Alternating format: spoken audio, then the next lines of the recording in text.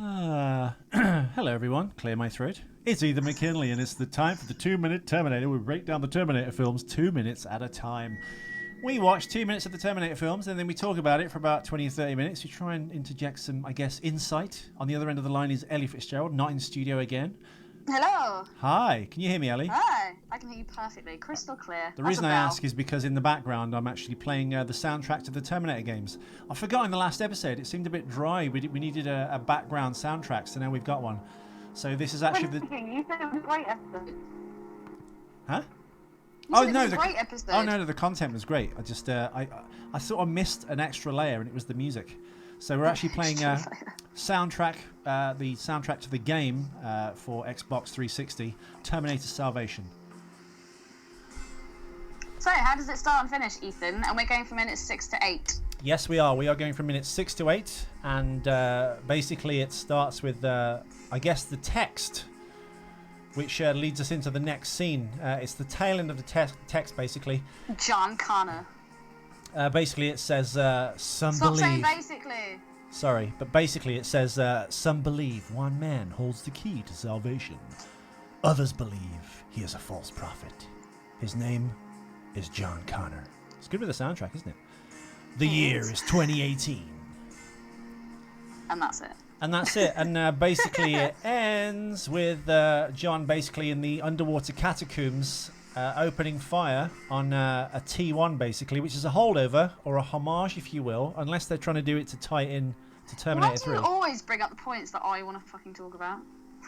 Because we're still going to talk about it, because we're going to bring insight and layers and things. Well, no, my question was, is that the T1? Because it really looked like the first one that was in Genesis, in the third film. It is the T1. But I'm not sure in what service it is in this story, but we'll get to that. It's a water Terminator! In the TS2T. Here we go. Hit the music.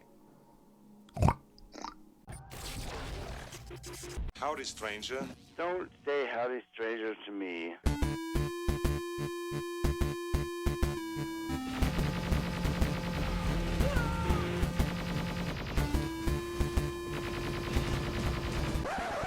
You didn't do the fourth. Thank God. It sucked. Yeah, it sucked. And we're back. Hi everyone. We did it I'm at the Ethan same time. What? Talking over me? Yes, in fact, I am Ethan McKinley. I am back. Ellie is back as well on the other line. Indeed. It is episode 4. We are going from minutes 6 to 8. Now, if you're going to follow along with this film, we're actually watching the director's cut version of the 2-minute, not the 2-minute Terminator, that's our show, of of Terminator Salvation. It runs about 1 minute, 1 hour 57 minutes, so just under 2 hours. Now, I'm not sure if you're watching it on Blu-ray or you're watching the regular cut, then it won't match up. I'm watching an MP4 version. I've ripped off a Blu-ray, basically. The reason I say that is because if anyone has tried to follow along in the past and it hasn't quite matched up, the reason is frame rates. If you see the same film at a movie theater and then you see the same film on Blu-ray or DVD, or if you were back in the day watching it on VHS tape, they would all run different lengths of each other within like 5 or 6 minutes here or there, because film has a different frame rate, a projected film has a different frame rate, whether it's projected digitally or on film. It's then converted to Blu-ray or DVD, which has a completely different frame rate. So it's probably best not to watch the film and just listen to this show. I hope you're enjoying it. I was going to say, save yourself and save your life a couple of hours and go outside and frolic in the sunshine or something, other than watching TS. As we did discuss before we rolled the credits, Ellie did notice, which I just pointed out, the scene begins with some text saying John Connor is either the savior of humanity or a lost prophet, or... Well, that's it. Or is he? The year is 2018. This scene, I just got confused then, brain fart. And then it ends basically with John shooting a Terminator, which is a T1, which is like a rustier, dirtier version. Even though I have checked the design, it's slightly different to the one in Terminator 3. But I guess it's a callback to that. So go, Ellie. Go me. Okay, so my first point was the opening after the text, which is literally like 0.5 of a second. We've got the view of the humanoids in one of their helicopters, I'm guessing. but that actual screen where you can hang on the Skynet kind of like main kind of like information base, I guess. That vision itself looks exactly like COD. COD as in Call of Duty. Have you ever seen that game? Yeah, which scene are you talking about when it kind of pans across the desert landscape and they're at that kind of No. When you see like the vision that you would get from inside a plane about to, you know, hone in, lock a target, and then fire at something. You mean the missile camera? That's the one. That looks exactly like Call of Duty. Well, I would probably say it looks exactly like a military, like, what is it, missile camera, which Call of Duty is obviously copying, and so is this film, no? Yeah, but I'm a civilian, so I don't know. I'm just a girl. Why all the satellites? Why all the satellites? Yeah. I think it's the Arecibo antenna array, which is I think that's thing you see in Contact, which is the Jodie Foster film about contact with aliens. That's a great movie. It is until the end. Well, and the fact it's got Jodie Foster when in the it. alien Jodie Foster is only ever fit in Taxi Driver and in Bugsy Malone. So the only time you find Jodie Foster fit is when she's 12 years old and wearing, well, essentially being a bit of a Lolita. She's a flag in both of them, let's be honest. She's also not legal, Ellie. So, when's that ever bothered It's you? okay for me to say I'm a girl. Point taken. Am I? Oh, Ethan, I think that's the nicest thing you've said to me all day. So you flatter me. So, I'm a girl? Yeah, so why all the satellites? I think it's the Arecibo array. It's obviously been commandeered by Skynet, which it's using to communicate. My only question is, which is something I've brought up on the show before, and I think we talked about it in the last season, is how would Skynet actually manifest itself? James Spalding wrote in and actually explained why, but we shall let you spoil now. I kind of don't buy it. I think also is the aesthetic of this film. It completely throws out the window, which I guess is fair enough. Each filmmaker wants to put their own stamp on it and, like, you know, make it theirs, but it's set in the day. Apart from the fact that it's also still got the kind of same history in the beginning. My only thing is that I think the reason James Cameron's Terminator is always set at night is because it's a nuclear winter. There's been a nuclear war not a few years before. They're literally eating rats. There's no vegetation. There's no sun because there's just cloud in the air from all those like million megaton bombs just going desert on. Now. Yeah, so it begs Death the question with destruction. this. I guess it's kind of like Mad Max. It's the post-apocalyptic. It is, but then again, you've got to get access to fuel. You'll need an airstrip to land all those tank buster aircraft that are seen at the start of the film. You've got to park the helicopter that John Connor lands on in this scene and shoots the Terminator. He in a scene coming up, he jumps into the ocean, which is not radioactive at all full of sharks or God knows what, in his skivvies, and just gets to a nuclear submarine to have a meeting with Michael Ironside. I have trouble with that aspect of the story, even though I know it's all horseshit and make believe. As James Cameron said, don't ask fucking questions. Yeah, but at least there was a kind of consistent. Okay, I can understand this kinda, maybe, because this is set in the daytime and the humans are so kind of not financed, but kind of well equipped. It doesn't make sense. They don't look as taciturn as they should. Or I guess if you compared it to, say, the first film when Carl Reese was having the flashbacks and you look back to the kind of environment he was in, I guess they should have made it more like that. Well, they could, but I think they've deliberately not done that because the director and the filmmakers that have made the film obviously want to put their own... Yeah, but then, the effect that it's had on, say, someone yourself who's like a film buff and loves the Terminator franchise to a degree, it just looks too glossy. Yeah. Well, I've heard people say that it's like Black Hawk Down at the start, but it's not. What I actually researched is they're actually kind of like the thing McG was trying to Mr. McGinty Nickel, McG the director. G, can we just call him G from now on? Yo, G. Yeah, McG, Yo, GG. The director was trying to recreate a version of The Road. Oh, okay. Which is the film based on the novel by, God, what's his name? Oh, God, I should know this. What's the guy's name who wrote The Road? I don't know. Come on, Ellie. Come on. Come on. Come on. I don't know. You've put me on the spot. It is. Let's ask Google. Cormac McCarthy, that's it. They're trying to make Cormac McCarthy like to go for that kind of feel and look. The film was actually, I think, made a year later than this with Viggo Mortensen. Oh, Viggo, you sexy bastard. But basically, I think that's more of a realistic depiction, The Road, not this film, of kind of a post-apocalypse. There's some like cataclysm that happens to the Earth or a war. It doesn't actually say.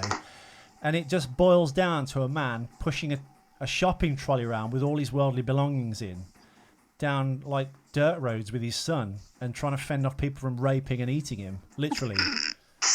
I'm not even... A bit like... It's depressing as fuck, and I think that's actually what a Holocaust or an apocalypse, or the remnants of, would actually be. This is... genocide. But this is what they're actually going for in this film. It was meant to be evocative of Cormac McCarthy's The Road, but with killer robots and Christian Bale. Annoyingly, oh god, I was about to say, enter bullshit Bale. Yeah, we're not fans of Christian Bale on this show. I don't know how you feel about him, listeners. I don't mind him. He's a very good actor. However, I think I'm starting to see the strings. I can always tell when he's acting now. Like he did in The Fighter, it was very like Christian Bailey. He's kind of, when he shouts in an American accent, he's got the remnants of the Dark Knight kind of voice going, rah, rah, rah, rah. Where is he? Why he was ever Batman? He'd never give it to an ordinary citizen. Where's the... Oh God, he just... I just despise this man. I've only ever liked him in one film, and that was American Psycho. No wonder I was until I put on the mask. I need a mug. That's the one-trick pony Tom Hardy. One-trick pony. Yeah, I don't know. Well, Tom Hardy as well. He's kind of becoming like Tom Hardy in all his films as well. He gives the 1,000-yard stare and does that like the same kind of voice. Another one is Jason Statham. He plays the same character in every single film. Loved him in Lock, Stock, like the first one I ever saw him in. And then after that, I was like, oh, God, do something different. He does, but in Jason's defense, he's a very good screen presence, but he's not an actor. These guys are actors. He's also incredibly bangable. Jason Statham is hot. Is he? Yes. Oh, my God. He's got that slightly geezerish kind of accent. He's built like a brick shithouse. And I don't know why, and I know exactly what you're going to say. Why your family was allowed to live? I don't know. Recently, I've been finding bald men really fucking hot. I've just seen a few bald dudes recently. I'm like, fuck, that's really, really fit. And Jason Statham has obviously got no bloody hair. Please note, listeners, her brother and her dad are bald, and she's been hanging out with the brother and her dad all day. Well, correction, my brother's like definitely follically challenged. My dad's got pretty much a full set of hair. Maybe you can like merge them together and call him Brad, like your brother and dad. What? Yeah, I'll file it. It's a bad joke. Sorry, everyone. That was, yeah. Get off my show. I am me. Just go. Okay. Go. Yeah, with Christian Bale, he's got this kind of like bizarre lisp, which he kind of lisps through his bottom teeth, which I guess I kind of do, which is. But I don't know. I just. You just can't speak. I find him a bit annoying in films, and I shouldn't say that because he's a well-respected actor. He was great as Bronson. Not Tom Hardy. I mean Christian Bale. Oh, we're back on Bale. Back on that bullshit Bale. Yeah, sorry. And as we said in the last episode, if you are just joining us and this is your first show, hello, where have you been? Go and listen to the other 300 million episodes we've done. Christian Bale wasn't meant to be in this. He was offered the film, and I think the Marcus Wright role was the main part. It would have followed Marcus through his journey of being executed, resurrected as this machine man with a human heart. Makes no sense. Unless that's a plot contrivance of kind of, I guess, this film, because Christian Bale came on board. But he came on board and went, I want to be John Connor, and I want that to be the main part. And then they kind of sidelined Marcus's character, which I guess is... Bullshit though, why do that? He's the most interesting character in a sense. He's something we haven't seen before, and he's kind of human Terminator, a human that was human and has become. Well, we don't know this yet, do we? Well, no, he was human. That he gave his body. He's human, but we don't know he's been made into a Terminator yet. Don't spoil it for the listeners. Oh, spoiler! He's a Terminator. Spoiler! Well, he's the ultimate infiltration unit, isn't he? He doesn't know. He's like a Manchurian candidate meets Pinocchio. He's a machine. He's a machine that's pretending to be a real boy, and he's going to infiltrate, I guess, the Resistance, which is what his job is. But I think the Resistance maybe get to him first. So who's his conscience? He has his own conscience, but basically he is the most interesting character. And he got pushed out of the way to get Bale into this, so it becomes this kind of like him and Christian Bale thing. Now, in the actual Fight it out. as the story ended, when John Connor dies, Marcus Wright assumes his identity, so the resistance leader is a Terminator. And I guess you could argue that's how they'd actually beat the machines, because they'd have a machine with them fighting against the machines that would have all the inside knowledge. So that was the original idea, to have, I guess, John Connor, even though he was fake, as a Terminator, an idea they used in Genesis. Do you think that would have been better? I don't know. I mean, it can't be any worse than the way this turned out. I'm still torn. We talked about this. Is a great film. It is, but it isn't. No one ever. It is and it isn't. I still can't decide which is better, 3 or this one. Ethan, I have a question. I'm listening. When the helicopter lands in this scene and it crushes that Terminator, is that a T-800? Yes. And would that T-800 have been terminated just by having 2 shots to the head? Well, I'm glad you brought that up, because I actually forgot this, but I'm glad you've said this. It reminds me of something. Another thing they've changed in this bloody film, which they took away from James Cameron, the only thing they really kept is the actual Terminator design. Mm-hmm. They're using machine guns. Yeah. They're not using the laser weapons, which I guess they technically would steal from Skynet to fight back effectively. This also follows in beautifully to my next point. If Skynet, which was created by humans, obviously taken over because Skynet became self-aware, blah, blah, blah. Why are the humans still riding around in helicopters when Skynet have got fucking HKs and everything? I don't know. I just think that by this stage they would have developed something a little better. No? Yeah, no, you're right. It makes no sense. That's what I'm saying. Like, apart from the infrastructure needed to kind of run a military with like large, like heavy-duty vehicles, like those tank busters, like the helicopters too. It's airborne, and as we've seen in this film as well, there's flying HKs, there's people collectors, there's transformer-sized robots. Spoilers. There's underwater Terminators. There's underwater snake Terminators. They're like water babies. But there's little Matchbox Hot Wheels car Terminators. There's tree Terminators. There's sky Terminators. There's empty. Are there Terminators with puffy nipples? There's empty DVD case of the film Terminator in a very meta Terminator. Will it crash? Yeah, it makes no sense why you'd have like an airborne army. 1, how would you run it? And 2, the machines are more powerful. You'd get shot down. And like you said, Ali, it begs the question: could they actually kill Terminators, even on the base level, the basic Terminator, the human Terminator, with their crappy weapons? With just 2 gunshots to the head. I mean, it has got the things they're firing from their guns. They've got these white lines that come off them, but it just looks like tracer fire to me. Lines. Isn't that a Grandmaster Flash track? It is, but I think white. I don't know what. Well, it doesn't refer to cocaine, does it? It does. Oh, does it? Yeah. Because it was rap, I always assumed it wouldn't be that. I would have thought it was like something else. Dude, cocaine is a huge drug in like the old school kind of funk community. Big time. I would have thought it'd be all be weed, and only after like the advent of Scarface, that's like Gone with the Wind to every black person on the planet. Oh my god, that's amazing! it's the black Citizen Kane, basically, Scarface. Oh god. But even then, I don't think they would have jumped on board with the coke. That's more of a white man's burden. No, not at all. Not at all. That's a white man's burden. I find drug-wise, weed and cocaine are big in kind of like the black community. And say things like ketamine, ecstasy, and trips are something definitely more part of like the white community. Okay, hang out in the rap community a lot, do you? Well, I do know someone that lives in the ghetto that's a bottom bitch.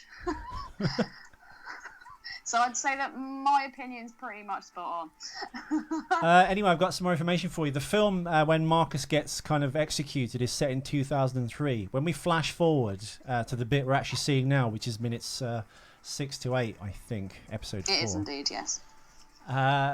We're in 2018, so we're 15 years into the future.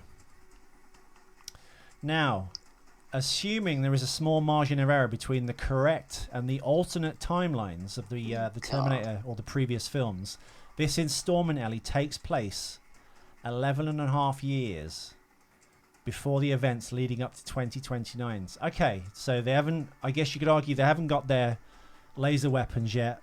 This is the initial wave of whatever's the humans have got left, maybe?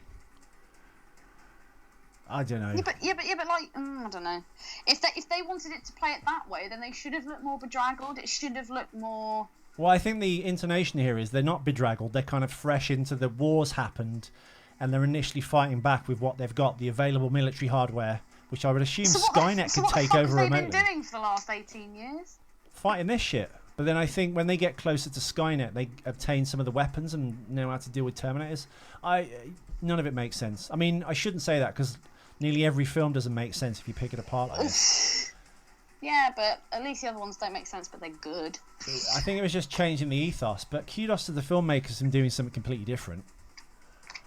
Don't kiss us now. I always wondered at Ellie what Marcus Wright actually did to get put in prison and or executed.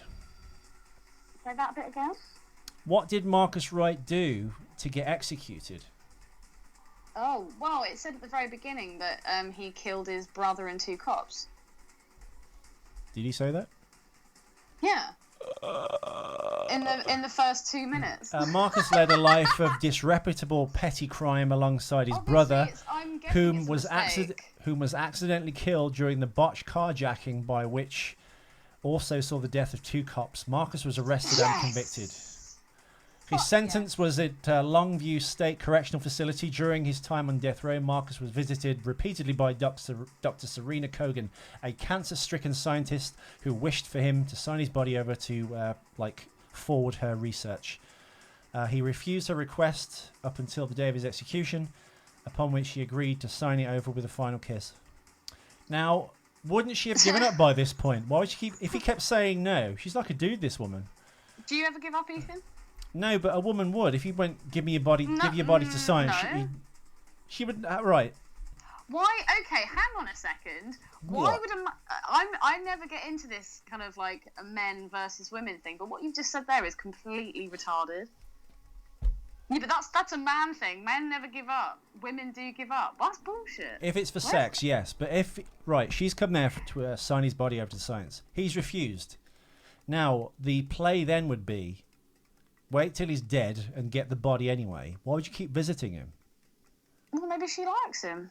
Ooh. And in the end, what happens? He says yes, and he swaps a kiss. Yeah. She uses her womanly charm. At the last minute. That big, shiny, bald head, obviously. Really I would have asked for more. Actually, probably wouldn't. I would have asked for more than a kiss. It was only a kiss. I asked you this question earlier, and I said, would you bang Helena Bonham Carter all cancer-ridden? And you said... No. I'd probably just yank her headscarf off and embarrass her. If her mouth tastes like death, can you imagine what the rest of her would taste like? Oh, God. Ah, exactly. Your penis just shot up inside your body. Having said that, I'm sure Sam Worthington's no oil painting either. So. Oh. What, the actor? He tastes of no charisma. I don't think he's bad. I don't think he's a bad-looking bloke. He's like a handsome Wayne Rooney. Wayne Rooney is probably one of the people that I hate most in this world. Yeah, well, Sam Worthington. Anyone who's listening, Wayne Rooney is a British soccer player. Just Google him. Soccer player? He's a football player. Soccer. Do you not think that when, after the lovely introduction of Bullshit Bale comes into the scene, he drops down underground and then they're all underwater? By the way, can we set a precedent now from now on? You have to call him Bullshit Bale. Yeah, of course. That's actually what I've written down. One of my notes is enter Bullshit Bale. It's bullshit, all of it. The cabinet minister, the whole business. You set us up. And we hear the guy go, there's no sign of the Terminators. And then John Connor goes, oh, it's too quiet down here, I don't like it. That whole scene, do you not think that looks almost exactly the same as Aliens? Yeah, and if you listen to the music now, it sounds very much like... Can you hear it? Yeah. My hearing's impeccable. I was watching that, I was like Surly Pig. I was like, how dare you remind me of one of my favourite movies of all time. Yeah, I thought that Babe was a Pig in the City. Stop ripping it off. But yeah, I thought that looked very much like Alien. And then when the original, because when it came out of the water, I thought, is that a T1? I thought that looks exactly like the first model from the third film. Yeah, it's a T1. God, what a mouthful. I'm not sure if that's to actually, I had no again, idea like... it was actually underwater. Yeah, and there's no... I don't know how it actually come up from underwater without kind of being on some kind of, like, lift or elevating platform. I still don't know why they did it, though. Are they trying to tie it to the old Terminator, or just... This is my point. If they wanted to do something completely brand new, John Connor shouldn't be in it. I think maybe it should be like a soldier that's, aspiring to rise in the ranks, and obviously John Connor will be, but not as like a main part. Well, like I said, he wasn't meant to be in it, was he? The beginning was all the same history as the first two films. He wasn't meant to be in it, though, was he? That's what I said. That's my point. It's so confused. It's conflicting. It's just like, it wants to be something new, but it still wants to use... It's like feminism these days. That's exactly what this film is. It's fucking new age feminism. They want doors to be open for them. They want the man to pay for the meal and buy them gifts and tell them they're beautiful. But if a man dares to go out with like a pin-up on his shirt, or... I'm surprised they're not in arms about fucking pin-up tattoos with tits out. Is that going to piss them off next? Salvation is feminism. Boom. Sorry. I'm very passionate about that. A refreshingly frank response there from Ellie Fitzgerald, who hates women and feminists. And Christian Bale. And Bullshit Bale. You got to call him Bullshit Bale. Bullshit Bab. Bullshit Bab. Bullshit Bab. Bullshit Bale. Yeah. And they are actually... Oh, I have one final thing. Go on. In this timeline, in this universe... Yeah. She's not... I remember, I've only ever seen this film once, through tears... would, in theory, Kate Brewster be around? Because she was second in command. I think Kate Brewster in this is Bryce Dallas Howard, Ron Howard's daughter. You've only seen this film once, Ellie, but later in the film, in a few minutes, you'll see... Oh, so she is actually back in this? The red-haired chick. I'm just going to double-check that. And we like to discuss and look up facts as we go. As we go. Are there any cock-ups in this, Ethan? Not that I can see, apart from how would the T1 rise out of the water. Why is Christian Bale in it? And that goes for all clips, but it was too much effort to write it in for every episode. Bullshit or Bale. The two aren't mutually exclusive. Right, let's have a look. Yeah, Kate. Oh no, in this it's Kate Connor. Let me just check the character name. So does that mean that they get married? Well, according to this, Kate Brewster and Kate Connor are one and the same person. She goes by the alias because she obviously gets married to John Connor. Yeah. So it's meant to be the same character, the same vet character played by Ugly McFuglyson in Terminator 3. Yeah. And we've lost Ellie. Yeah, so it's the same. It is. It's I'm her. still here. It's John Connor's wife, basically. Okay. So they just got married. Moon Bloodgood, who we will discuss ad infinitum. So they can get married in that time, but they can't build better aeroplanes and fighter pilots and guns and stuff. And he's still married a ginger. And still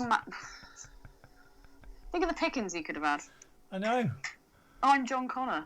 Well, he could have had Moon Bloodgood, obviously, who plays Blair, what's her name, who keeps standing sultrily in torrential acid rain, with showing side boobs, trying to turn a robot on. She looks like with a fire hand, don't you think? Yeah, she's an attractive chick, but again, she's a weird, superfluous character who acts very bizarre in a kind of futuristic wasteland.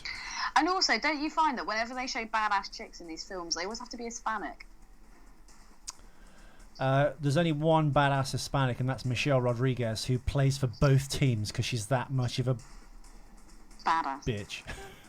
I say bitch with the greatest respect. If you think about in Aliens, the badass chick in that, she was kind of Hispanic looking. Vasquez, but she actually wasn't Spanish. Jeanette Goldstein's kind of got red hair and freckles. They make them look like that. They make them look like that. them women, them actresses. Those beings. I've got no more notes, so if you don't, I've got nothing else to add, basically. Well, we'll come to this in the next things, but I've only just noticed Terry Crews is in this. Am I meant to know who that is? Really funny dude, big black American football player, and the guy that actually lost the Oh, Old yeah, of Spice course I know who that commercial is. too. Remember when I was up for the full disclosure, listeners? I'm an actor, and I was up for the Old Spice commercial playing Mr. I'm Old an Spice. actor. Oh my god, unique. It was £100,000 in English money, so what's that? $160,000 paycheck. And on the way home to tell my family I'd won the part, they scrapped the idea, got rid of the whites, and Terry Crews became the face of Old Spice. I doth my cap to you, sir, and with good cause. I guess he's more famous than me, and I'm funnier. Oh wow, it's nothing like selling yourself, Ethan. No, he's good. I like Terry Crews. He's funny. But he's in this, but I think they cut him out. But we're going to come to that in the next episode of the 2-Minute Terminator. Yay! Have you got anything more to... You can. You don't like doing this. Have you got anything more to add? Fuck you. I'm not got you to do this in the first place. Well, you are paying for it. I am, exactly. You can't tell me how dedicated. Although, weirdly, whenever I do something unquestionable, it appears on the Terminator SoundCloud. So I think SoundCloud has merged both of us into like one like beautiful body, like the Brundlefly from The Fly. Which one of us is Jeff Goldblum, Ellie? Which one of us is Jeff Goldblum? That's what I want to know. Definitely you. With that nose, come on. I was thinking more of the gut. Well, thank you. I've been Dewey McJewison, and Ellie Fitzgerald has been Ellie Fitzgerald. We shall return, of course, tomorrow with another episode. Thank you for listening so far. The episodes will get better and hopefully more frequent. Ellie, have you got anything else to add? Hasta la vista. Well, before Ellie says that, please follow us on Twitter at 2-Minute Terminator. Please like the 2-Minute Terminator page. It literally has the greatest wealth of GIFs and behind the scenes and rare photographs of the Terminator movies all across the board, the TV show, everything. Come and check it out. 2-Minute Terminator on Facebook, 2-Minute Terminator on Twitter. I'm running out of things to say. Thank you all for listening. We shall return tomorrow. For an actor, your diction is terrible. Oh, I know. Twitter. You won't be selling any side of It's all this talk of burly men with bald heads. Ooh, I'm in a flutter. Anyway, hasta la vista. Baby. Shut up. What don't you fucking understand? I'm gonna fucking kick your fucking ass. What don't you fucking understand? I'm gonna fucking kick your fucking ass. What don't you fucking understand? I'm gonna fucking kick your fucking ass. What don't you fucking understand?